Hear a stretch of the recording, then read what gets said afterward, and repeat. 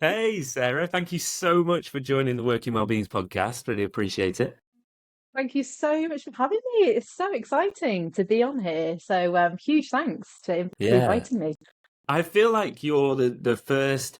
So this isn't real, but we did about 7 or 8 episodes, and I'm calling that our first series or our first season. It Yeah. wasn't on purpose. It basically clashed with Christmas, and we kind of run out of steam a little bit. But I'm feeling like because we're speaking to yourself and then a few more people this week as well. So I'm feeling like this is the launch of season two. So no Oh, pressure. yeah. Amazing. So I'm the first of season two. Okay, no pressure, but that's I quite believe so. exciting. Yeah, the difficult Maybe second I might album. be. The difficult second album, but I'm sure we're gonna absolutely smash it. Yeah, yeah, Yeah. amazing. Pressure. So, well, our listeners may well have heard a little intro from us already, but do you know what? I'd love to hear a little bit more about you just to kick us off and the role Hmm. that you do. And look, we can chat about it as we go through, but I'd love to know more about, I hate this word, but your journey, right? Your journey to where you Yeah, got to now, because we've spoke to lots of different people and there are lots of weird and wonderful ways that people make their ways into well-being. So, do you want to kick off by yeah. telling us what you do, and then yeah, we can talk about that route into it as we go through. Yeah, absolutely. I think I'll just start with saying it actually wasn't completely intentional. So my journey, I've really loved stopping and thinking about it with, thinking about this podcast because it's a really lovely opportunity because I don't think you get many chances of that.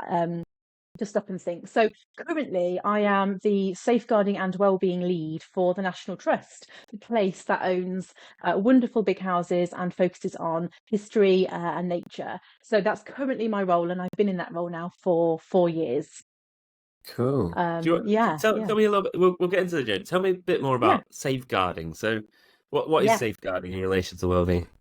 Yeah, absolutely. So safeguarding, what I'm going to call it is kind of my bread and butter, and I'll talk a bit more about that when I tell you a bit about my previous roles. But safeguarding is all about the measures that we put in place to protect vulnerable groups, which are classically children and adults at risk, and it's about protecting them from harm and abuse in society. So not the cheeriest of subjects. It's not the easiest to sort of for many people to talk about, but incredibly important. So you think about your big charities like the NSPCC or the Ancraft Trust, which do a lot of work around adults at risk. So that's what we're talking about. It's that child protection safeguarding to make sure that we're doing everything we can as members of society to look out for and protect those people that maybe can't step up and protect themselves as well. So yeah, Brilliant. so that's the kind of main description I can of safeguarding Yeah, really. yeah. And in the context Mm, of your role, so is that yeah, because you have vulnerable groups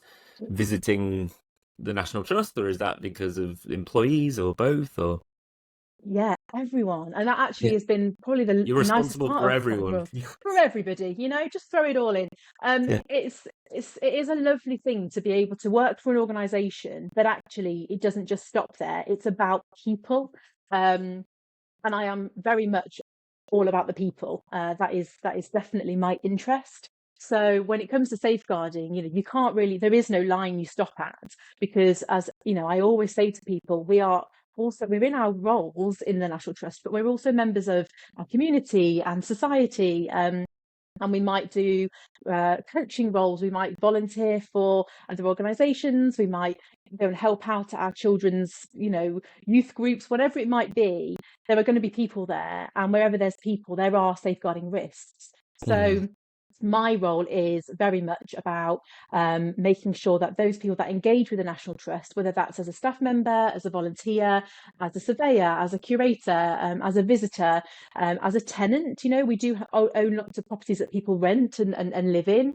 Um, Someone passing by that might not be paying for entry but walking on our lands, whoever it might be that may come into a situation where they disclose something or are at risk of harm or abuse from another person, Fine. our support extends to everybody. So the Yeah. National Trust do a lot of engagements with young children through kind of family engagements, but we also now do a lot of engagements where children are dropped off and do clubs and the odd residential here and there. We have young staff and volunteers. So there's lots of ways that we as the National Trust have a responsibility in Yeah. safeguarding. Yeah, I got you. I got you. Just before we hit record, I really wanted to talk about your journey, but I'm wondering whether I can come back to it in just a sec, only because you've really Mm, piqued my interest now. Because yeah, yeah, yeah. one of the things I really wanted to, and not necessarily specifically within the National Trust, but just your thoughts more generally. So one of the things I'm always thinking around is how this role of a well-being leader or a well-being professional evolves, so how it's evolved so far, Yeah, and what the yeah. future of it is. So we actually met, Mm, right? Or one of the first places we met was I was talking slash waffling about the link between well-being and DEI and diversity and yeah. inclusion, and where those two fit together. And I wasn't giving any answers because I don't know the answer, but I just Mm, find it mm, interesting, right? mm. That some organizations' well-being is very much HR. Sometimes Yeah, it's alongside health and safety. You've talked about safeguarding there. I think it's really interesting that there's these yeah, different ways yeah. that organizations approach it. Yeah, and they're all about the people. So, I True. do sit in the people services team. I that's where I am all about people engagement. That's the directorate that I sit in. So it comes under that. But where it sits in terms of which department, is it health and safety? I think to a degree can come down to the individual, because my safeguarding lead role actually is the first of its kind in the National Trust. And so it was it was in a different team initially, and that was all about the brilliant support that particular team was giving me to set up and implement the safeguarding infrastructure. But as it's evolved itself, it's now landed in the inclusion and belonging team. I think it is about how can sit in your organisation and the people involved in that, who your stakeholders are, who are going to be your best support. So I don't think there's a right and wrong. I think No. it's most definitely just about where it feels right, and making sure we continuously review that to make sure it still works in that space. Yeah, I think you're right. I think you're right. Not so, Yeah, sorry, yeah, there is a yeah, very sometimes I'm kind of drawn to trying to work out what that version of that structure is for well-being. Like, does it matter as long as it's because, as you say, as long as it's got the people at the heart of yeah. it, And as that's the long as it's most important working, bit. yeah, yeah, Yeah, and providing the service and being there for our people in whatever way that is, and making sure it's meeting the need. yeah, Um, yeah, absolutely. yeah. And when you first said about the safeguarding and described what it is and how it links in, Yeah. the thing Mm, that jumps into my head as well is that um, so again, maybe this is my own inferiority complex or imposter syndrome, I guess, but I'm always like because well-being is can be tarred with like the soft and fluffy brush. yeah, It's not a yeah, serious profession, whereas we know it absolutely is. But you add something yeah, like safeguarding or health and safety for that matter, and yeah. it kind of gives it a bit of a harder edge. I don't know. Yeah, yeah, Maybe I shouldn't feel no, that do way. you know what? I actually completely agree with that. You're with safeguarding, we have legislation around that. Mm, And so, my role in the trust is about getting everybody to understand their responsibility and understand that it's everybody's responsibility, but also understanding that we have things that we have to do to meet requirements set by legislation. And so when you add well-being to something like that, people do start to sit up and take a bit more notice. And just going back to what I said about my safeguarding lead role evolving, so it was very much through COVID and the pandemic where we recognised that most of the safeguarding concerns that we were receiving through our report process were people struggling with their well-being and their mental health, and getting to a point where they felt so unwell that they were unable to make safe decisions for themselves. They knew where to get help from. There was a need for intervention because they were vulnerable in this at this point. Um, and that really started to bring the sort of safeguarding and the yeah, well-being really close together. And that's why my role kind of then became that element as well. So which is just really, yeah, it was really interesting to see that happen. And what's also interesting, I've seen happen in a few other organizations as well. yeah. So interesting. So because I've done quite a lot of work where it involves, for example, health and safety, right? So Yeah, it's health, safety, and well-being, and you bring the three yeah, together, and yeah, one of the things that I notice as mirrors what you just said there is I'll work with groups and maybe so they take safety seriously. Absolutely they mm, do. mm, But when you start to talk to people about the safety risks versus the risks around mental health and well-being, the mental health and well-being it's bound to be a little more frequent, How yeah, likely is it that you have a serious industrial accident, touch wood, slightly less likely than feeling stressed out and overwhelmed, right? So yeah, often when you speak to people on the front line about these things, whilst safety is really important, actually the stuff they really want to talk about. It's the Yeah, well-being, right? It's the yeah, relationships, it's the workload, it's the control, it's all these yeah, things. Yeah. yeah. It's like the under the surface stuff as well, because as we know, you can't see it as well. You can't see it's not as obvious, but we all know it's happening, and it's been happening a lot for a long time in terms of the need for support. But it's only recently in the last few years kind of really ramped up and become a real priority. Yeah, yeah, yeah. Mm. Ace. Right, sorry, that was a whole No, tangent. We weren't it's expecting to great. It's talk. lovely. No, it's really nice Yeah. actually, because safeguarding is my career path, and well-being is my next chapter, or current and next chapter, which is really lovely. So it's nice to kind of bring them both together. Got Yeah, you. So let's yeah, let's let's go with that. Tell me about your yeah, career path. How did you get to where you got to today? What was the route? yeah, yeah. Well, aside from the odd bar job, I went to university in Sheffield Hallam, as you know, Hmm. and I did psychology. And I'll be honest, I went into that thinking I just really like psychology. I'm so interested in people. People are fascinating. And so I'm going to do that. I'm not sure what I'm going to do with it, but I'm going to do that, and I'm going to see where that takes me. And I did really enjoy it. I did modules in criminology and child psychology, so I kind of had an idea of, okay, maybe I'll go into teaching, Yeah. or maybe maybe I'll follow the criminology route.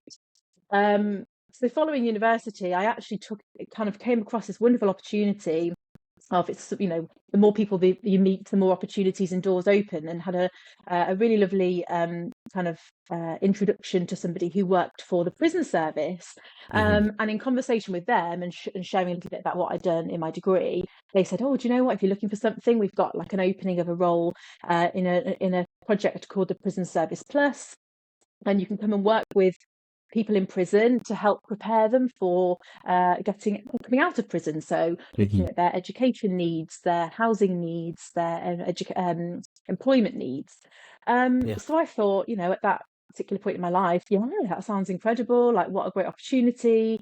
So I went and did that, and that was a year working with people, and that was honestly the first time I just thought, wow, everyone has a story.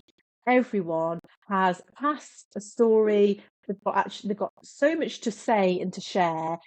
How they've got here, and what led them to this point is actually quite fascinating, and obviously, not ideal in terms of the kind of crime, but Yeah. in terms of them as an individual, strip that away and look at the person. That Yeah. is really, really fascinating. So that was my first kind of eye-opening experience. And it was whilst I was working for the prison service that I actually applied to join the police.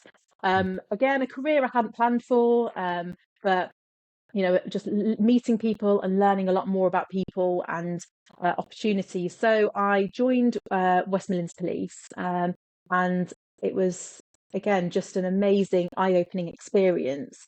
And that was for 9 years. So I worked as an officer for 2.5 of those, and then moved into child protection as a CID detective, and did that for the majority of my time there.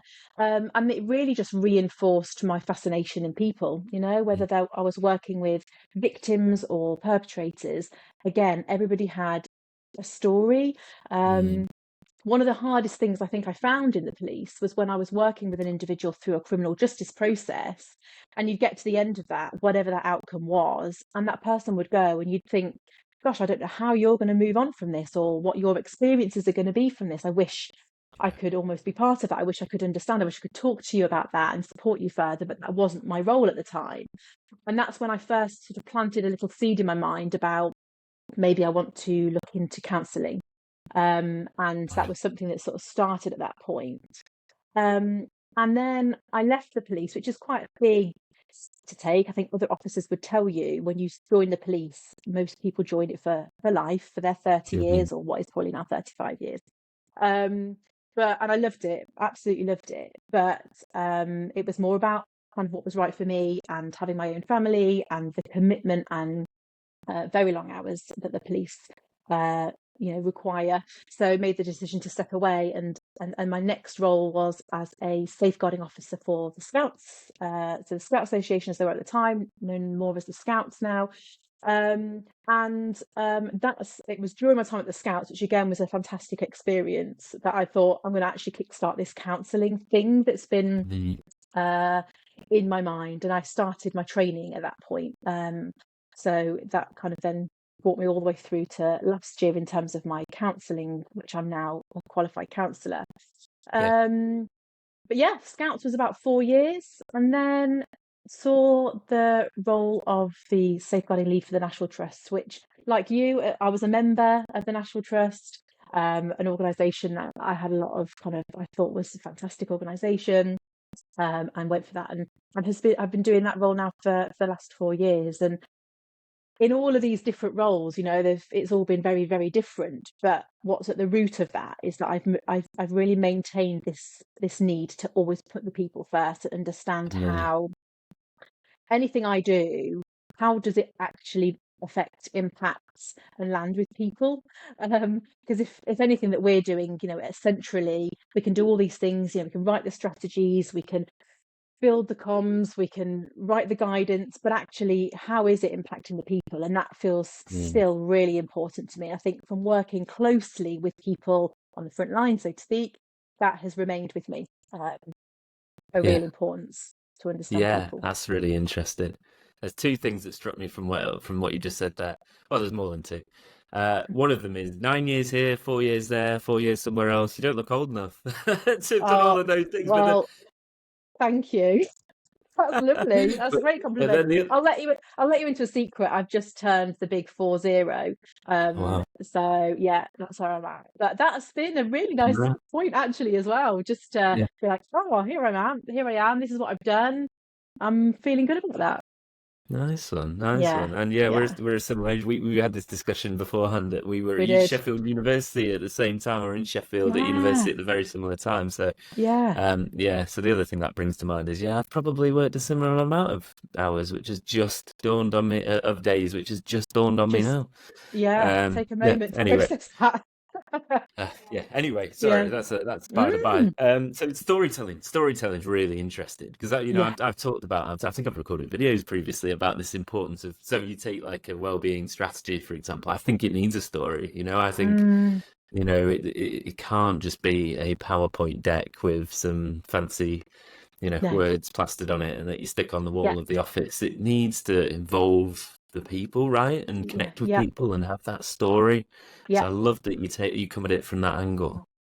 Yeah, you got to bring it to life for people. You've got People really respond well when they come into a community or meet other people that have had a similar experience and feel validated in what they've been through and how they feel. And then to just actually share those stories that others have had really helps people understand what we mean. So, someone may not have had too many challenges in life, and they might really struggle to understand when someone is really struggling with mental health issue, or a disability or any other diagnosis. They might not really understand that kind of day-to-day struggle. So case studies, I have found, are really helpful, bringing the stories to life. And it's been such a privilege, especially in the National Trust, because we've had so many people come forward and share their stories, to share their experience, but their learnings and awareness then with others. And that does wonders for a well-being, a good well-being culture, because people are really seeing what people go through, and people can really start to understand what it feels like from an individual perspective, which is always going to be different for every single person. But Yeah, it really can help with that understanding of what it is we're really talking about when we're talking about yeah. well-being. It builds that psychological safety as well, right? If you see Yes. people Yeah. within the Yeah. organization talking about this stuff, well, then maybe I Yeah. can talk about it too. Which Absolutely. I always feel like we underestimate that, because I work in the field and you work in the field and you think everybody just knows this stuff. But Mm, then, you talk to a lot of people on the front line and, friends that I have and family and all the rest of yeah. it. And their description of the workplace is, oh, I wouldn't disclose anything to do with my actual, personal life at work, Mm, because no, yeah. it wouldn't be well received, or people would perceive it as Mm, weakness or something like mm, this, and you just think, yeah. wow, like, you know, you feel like the workplace is more advanced than that, but perhaps not in certain areas. So it's how do we keep that going, right? How do we keep spreading the good word around that piece, psychological Yeah. safety and whatnot? Yeah, definitely. I think I think things have come a long way. I left the police 8 years ago now, but and I think things have come a long way. But back then, I certainly would have held a lot back about myself, because in the police, it was all about, it's about who we're helping, it's about the community, and there were definitely things around showing any sign of weakness, and whether that was just an internal thought that I had, or whether other people thought the same. You don't want to show that you're struggling with something. And you know what, you see the worst situations in life in the police service. The job that people do in the police service is incredible. People going into other people's homes, other people's lives, other people's very, very hard times. And so, yeah, you almost feel like you have to always be strong, always. Yeah. But Yeah. now I can go into my Monday morning meeting and say to my team, gosh, I don't feel good today. I feel this, that, the other. And I know people are going to respond and say, right, Sarah, what can we do for you? What do you need today? And it's just such a change, such a shift. Yeah, that police bit's really interesting. I've done some work in the police over the years as well. Last week, actually, I think I was working with Okay. a police force, but in addition to others, and I find that really interesting, that switch that people need to make. So this Yeah. is going back years. You'd work with managers and people within teams, and they're going into situations, as part of their work, where they've got to be very vigilant. They've got to be a little bit, I guess, suspicious, like not Yeah. suspicious, but, like vigilant that something bad might happen, because Yeah. the fact that they've Yeah. been called to the scene means that it's not all, it's not all rosy, right? But then it's Mm-hmm. being able to, or I guess you're not able to do this, but switch that off and operate in a completely different way with your colleagues, because your colleagues Yeah. aren't necessarily, yeah, aren't the people who you should be suspicious of. I No, mean, no, yeah, no, that's it. It's an yeah, but that awareness. It's an switch must be awareness. difficult. Yeah. And so you're Yeah, kind of switching from needing to be suspicious. I would probably call that these days, in terms of what it's left in me, is a curiosity. Always curious, always really aware. And just this whole thing of like, if you don't think it's possible, or think it could happen, or think it could occur, then you'll never see it. So you kind of have to think that these things are possible, to then actually acknowledge that it could be something that you see. It's a bit like safeguarding. If people don't believe that another person can treat somebody in this way, in an abusive way, then you won't see it or recognize it. You'll mistake it for something else. So likewise, you just have to, I'm a very curious person, but I do kind of hold this eyes wide open. Not too much can shock me these days, because I just feel like I am just expecting anything, because then yeah, it allows me to at least see potential yeah, something happening that I could step in and support, yeah. or deal with. I got you.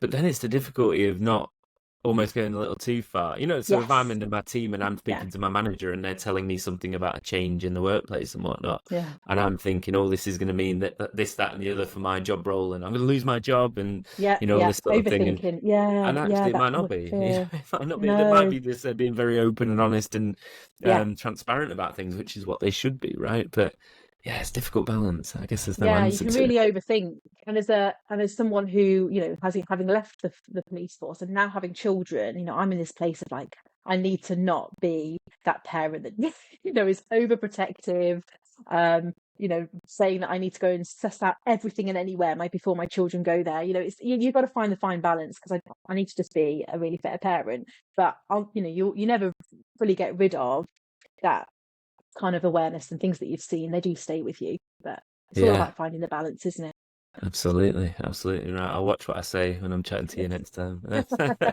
Yeah, no. So you've started talking about Mm, skills, right? Because one of the other things mm, I'm really interested in, and have been through these whole series and doing these podcasts, is there's obviously lots of different routes into well-being yeah. leadership, as we've seen, and you've just described one which I don't think we've heard before, right? Through safeguarding and Mm, the police and all the rest of it. So mm, that's a mm, new one. mm, But interested whether you feel there's a kind of a set of skills that are mm, required. So you talked storytelling, you talked about the kind of balance between curiosity and vigilance and whatnot. mm, mm, You mentioned counselling as well. So do you mm, feel there's some mm. skills that come with that then help you in a more strategic role when you're Yeah, working? definitely. And I think skill wise, I think one of the biggest things I believe now is that you can't be in a role that's about helping or supporting people if you don't want to be. you have to have those skills of wanting to actively listen and listen to someone meaningfully, empathy, wanting to be curious and understand where that person's coming from, or an impact on that individual person. You can't kind of look at it as, this is a whole organization. So these 10,000 people, what do they need? It has to be on an individual basis and taking the time for that.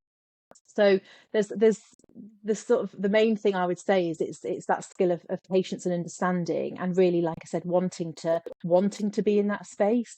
Because Mm. likewise, there is also a real need for a skill of actually being able to take care of yourself, because emotional fatigue and vicarious trauma are all things that we as individuals in any kind of helping or supporting role can feel, because you're working with, you can almost start to feel like you're seeing a really skewed version of the world, because you are working with when things aren't so good. Sometimes someone will call me Amazing. at work like, I'm sorry, I'm giving you a call because this has happened to me. It's not under better circumstances. And I'm like, oh, I'm used to that. That's the world, that's the role I'm in. It's all about helping people when things aren't going quite well enough for them.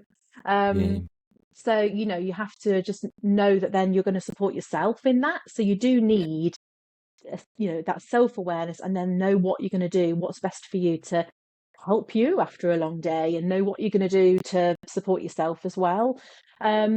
So yeah, I mean, I was having a bit of a think before as well about the qualifications that people take to get to well-being leadership. And Mm. it's the paths are so varied, aren't they? There's so Yeah, many yeah. qualifications you can take.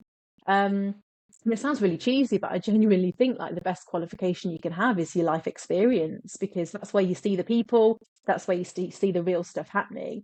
Um, so if you've got that, in addition to kind of that strategic approach that's needed for wellbeing leadership, then you're kind of winning. That's the combination that I would say is really, really important.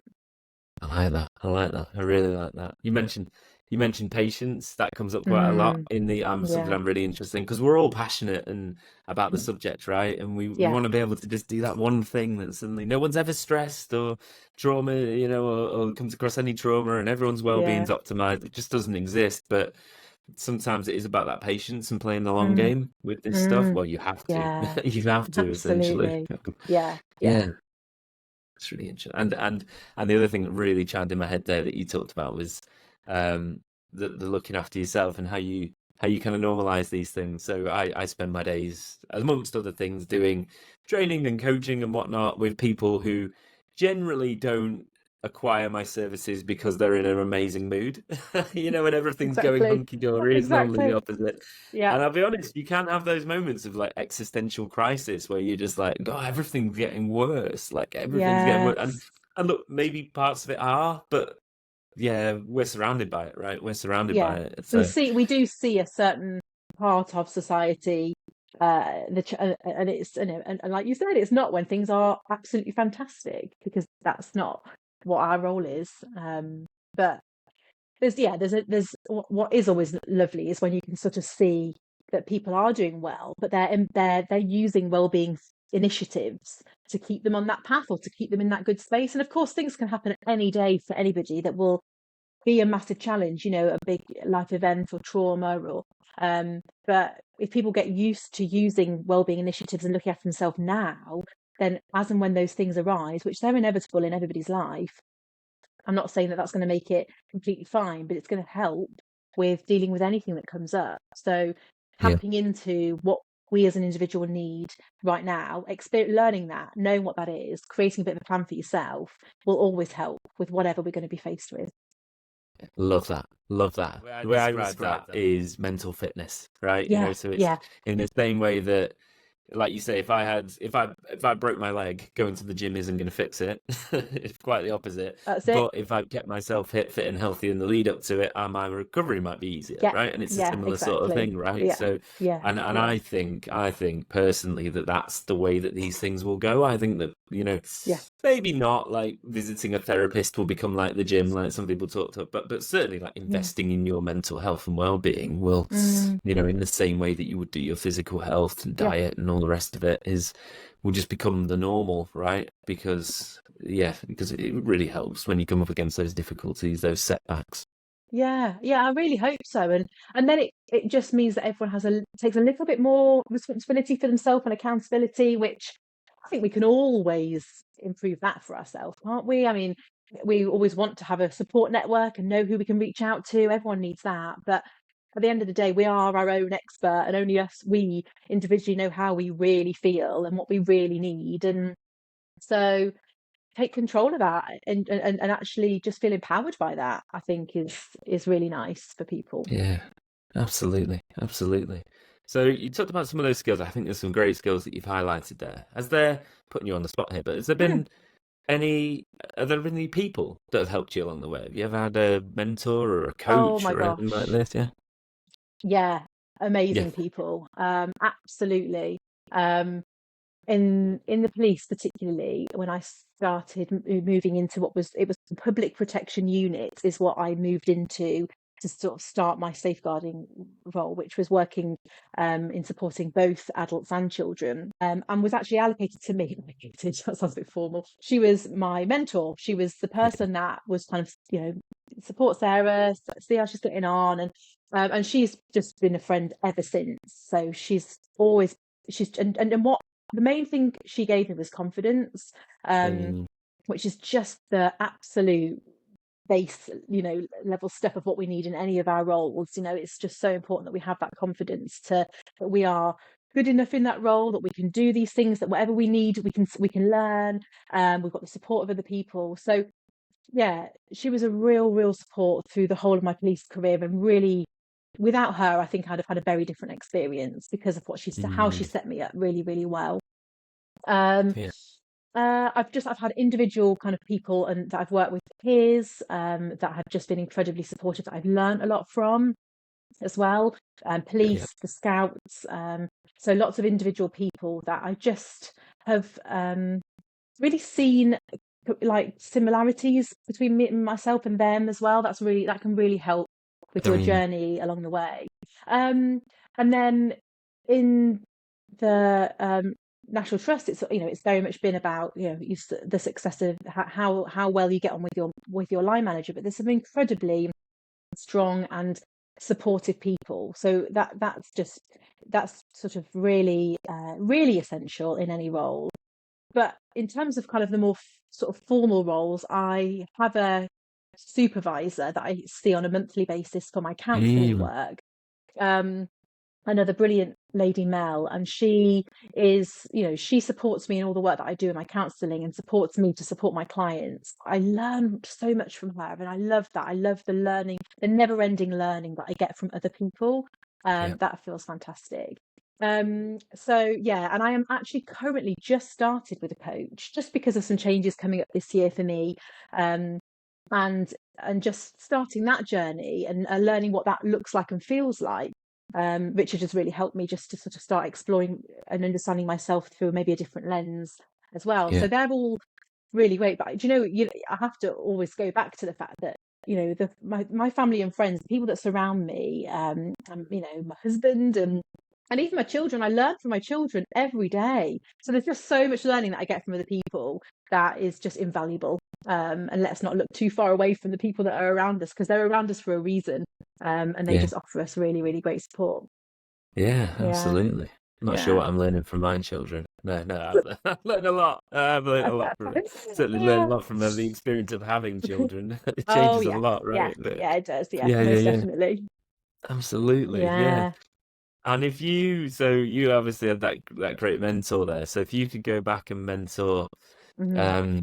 22-year-old Sarah out of university, and you knew Yeah. what you know now in terms of your career path, what advice would you give that Oh, such a person? great What would you give question. I think I would definitely go in on that kind of like a confidence thing, just making sure that there's a lot to learn ahead and you don't ever stop learning. So what you know now is exactly what you need to know for right now.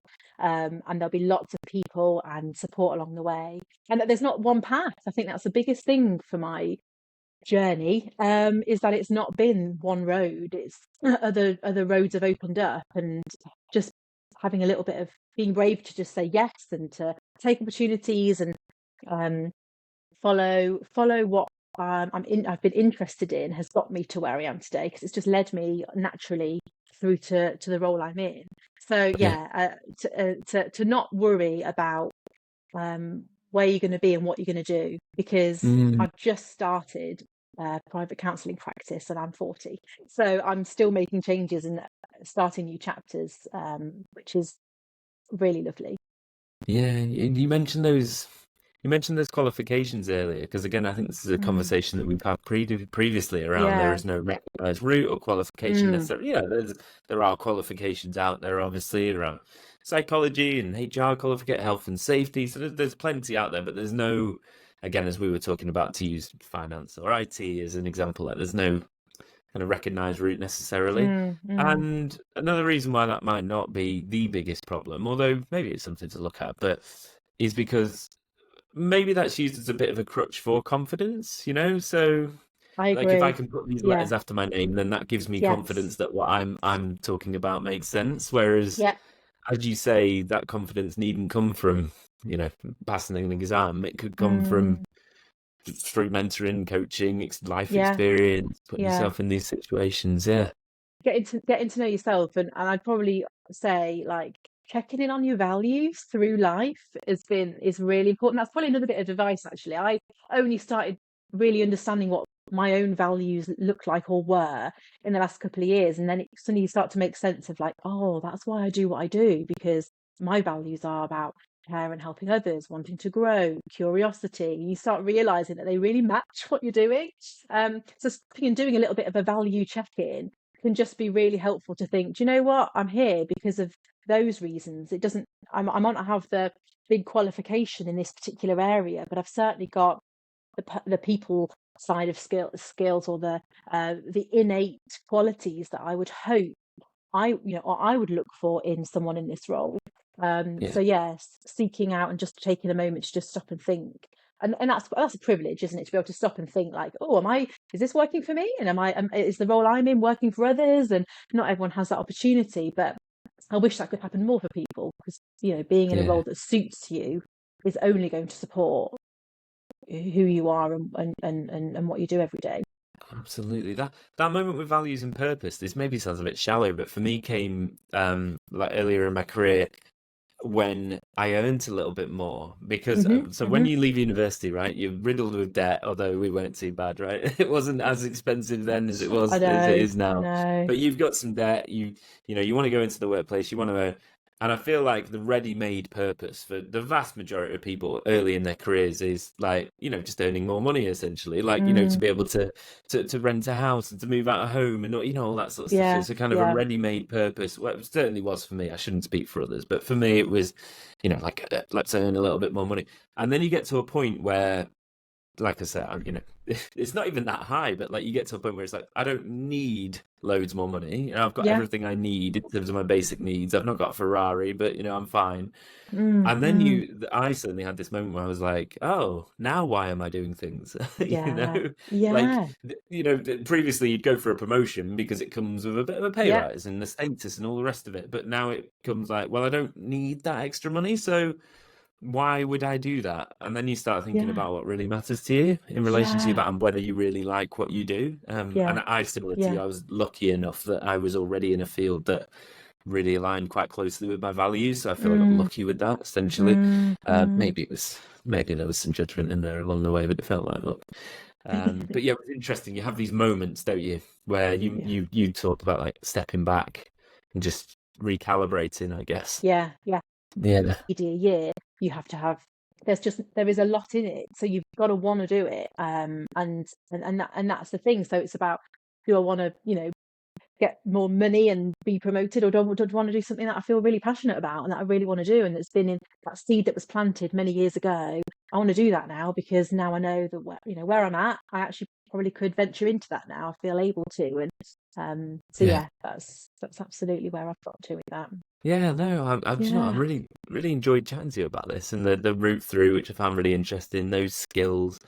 Do you feel you've changed during that time? Do you feel like, you know, yeah, yeah, yeah, definitely, yeah, without a doubt. And I think other people have noticed that. I've okay, definitely, yeah. And I think something that one of my really close friends, Katie, has said to me, sort of in the last few years, is that I've become a lot more open in myself. whereas before maybe I wasn't so. I didn't share so much. We were talking before about what you share in work. Actually, I was someone who was quite not a closed book, but maybe I just didn't open up as much. And now I do that a lot more, and I'm getting a lot more from that by being able to do that.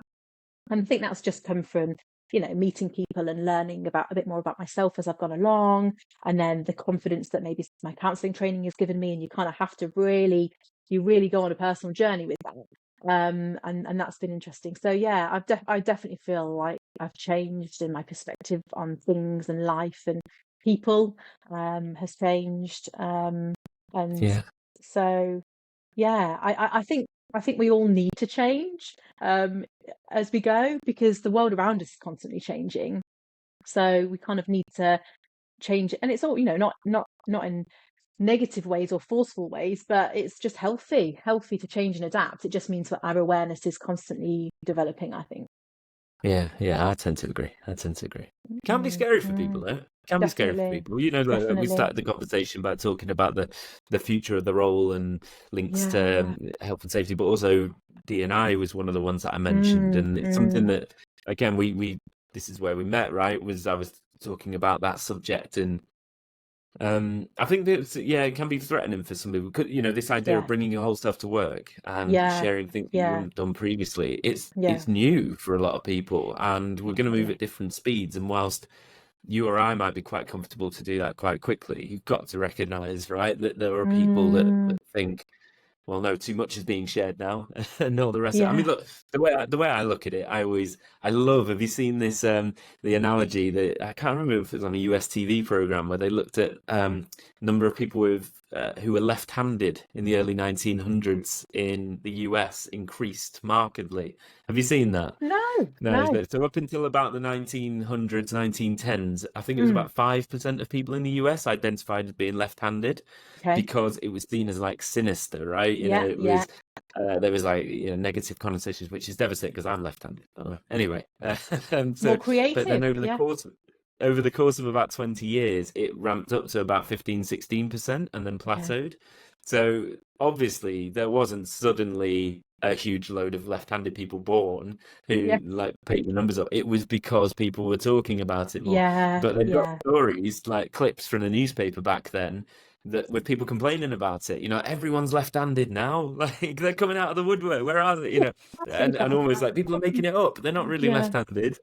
But I think it's just because it's changing that it can yeah. be We've quite created scary, a quite safer threatening. space for people to come and share more of Yeah, themselves. yeah, yeah. Yeah, So we've yeah, got to recognize that. So I think that's where the patience comes in, definitely. right? That you Yeah, talked without a about. doubt. Everyone has to go at that, and any change at their own pace, and everyone has to be patient with that. And so, what we didn't know about somebody last week, if we find that out in a month's time, that's not negative. If something changes and we notice, it's all about just supporting them in that, whatever that might be. Yeah, Yeah, absolutely, at everyone's pace. I Yeah, got you. yeah. And I don't want to keep you for too much longer, No, but I love to chat. what's your favorite part of the job? What's your Oh, definitely. It's it, I do more of it than I think I should. I really do love to have a one-to-one conversation with someone who is seeking support, or seeking support on someone else's behalf, or there's a problem that we're trying to sort of navigate, or pull apart, and we're working on the best way forward. They are really energetic conversations for me, because it's like, yes, this is bringing everything I've got to support you in yeah, this very, very unique situation, and let's work together and do that.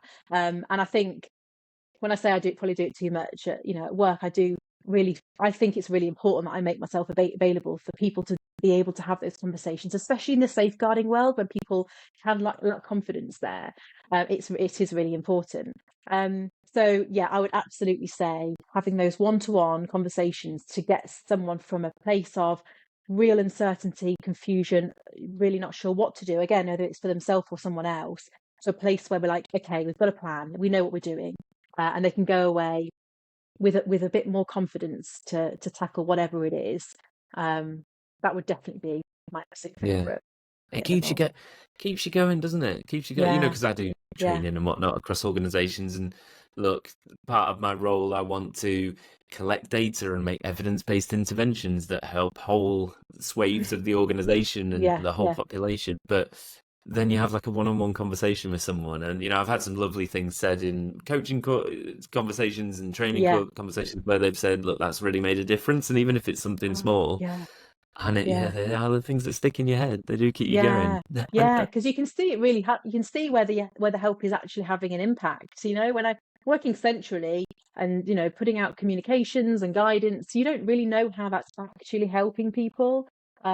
So to still have that in my day to day when I'm not working like frontline as I used to, it's so important for me to keep that perspective, keep the work really meaningful, kind of keep it really fresh because I'm like, no, this is still really needed.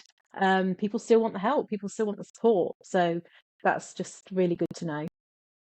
Absolutely, Yeah, absolutely. yeah, Ace. Well, look, I think we've just about finished it there. Was there anything that I should yeah. have asked you that I've not asked?